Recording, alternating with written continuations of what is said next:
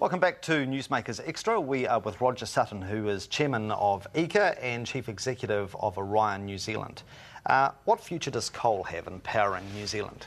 Quite a limited role, probably. It's probably for the winters when we get short of energy, it's always going to have some sort of a role. But in terms of building new coal-fired power stations, I think that's a pretty unlikely scenario.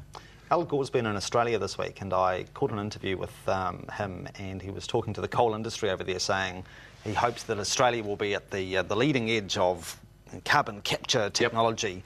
Yep. Obviously, this would have implications for New Zealand as well. It's still a big export earner for us, isn't it? Do you think we will continue to export coal? Although most of the coal we export isn't actually burned in power stations, nearly all of it is used as if you like, as an input into steel making. Yeah. So I think this whole sort of carbon capture, electricity generation has a very small impact on New Zealand. Carbon capture is almost certainly going to be very expensive as well.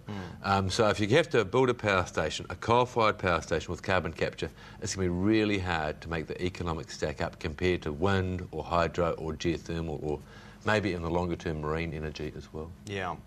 Well, let's walk through those. What is so compelling, by the way, about renewables? Why do they have to be front and centre?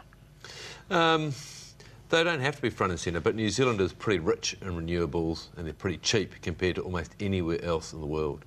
You know, at the moment, already about 70% of our electricity comes from renewables. And if I was just forgetting the greenhouse thing, if I was a new developer but wanting to build a power station in New Zealand, I wouldn't be looking, first of all, at burning coal or gas.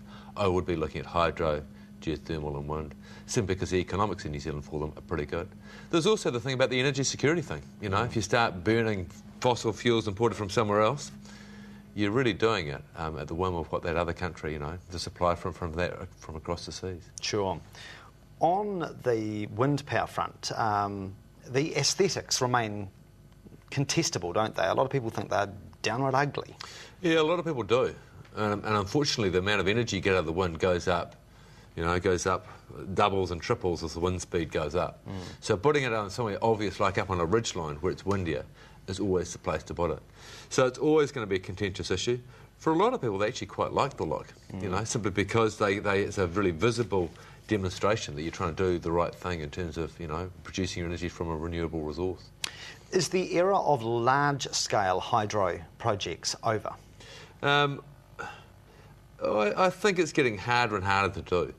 I mean, hydro's got this great advantage in that you can store energy. You know, wind can't be stored. But I think in the longer term, people are going to get more and more precious about the rivers we've got. But we've stood up and supported some hydro, some small hydro over on the west coast. Yeah. And we will continue to support those, and simply because we think the voice needs to be heard, not necessarily because we think the energy need should go ahead of the environmental need. We think that needs to be decided by the court or whatever, but we have still supported, you know, new hydro. What about marine energy and wave power? Has that got a lot of potential? It's been pushed a lot by European countries, especially the European countries that haven't actually got the richness of wind or hydro.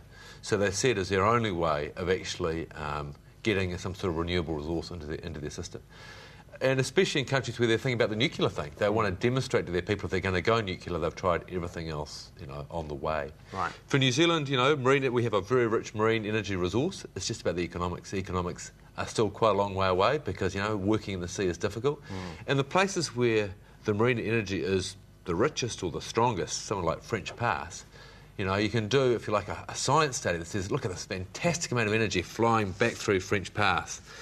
And then you go and try and engineer something where you can just park your boat for long enough to lower it to the seabed before the tide starts whipping your boat that direction. And then it's just the places where the economics sound the best are also engineeringly really tough to work in. Just a quickie on nuclear power. Should it be on New Zealand's agenda? No.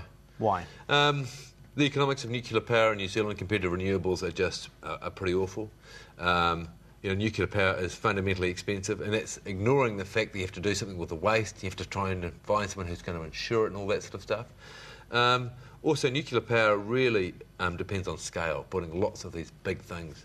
That's how the French have done it. They've built the same sort of power station 50 times over. Right. And we're just way too small to do that. What about solar energy? It seems to be cost prohibitive in many respects. Would that be fair? Solar energy, solar water heating isn't cost prohibitive. Sure. That's a good thing. Yeah. But in terms of putting a solar panel on your roof to convert sunlight into electricity is still very expensive.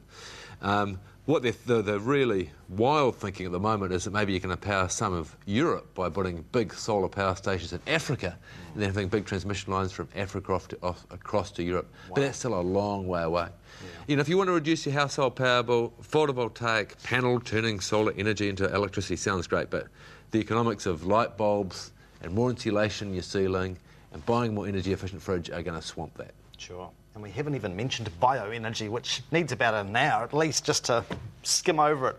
We're out of time, but by the way, if you do want to check out all sorts of energy efficiency ideas, go to EECA's website, eeca.gov.nz.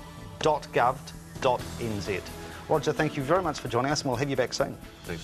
Cheers. Roger Sutton, thank you very much for your company. Keep warm, keep dry, keep healthy. Good night.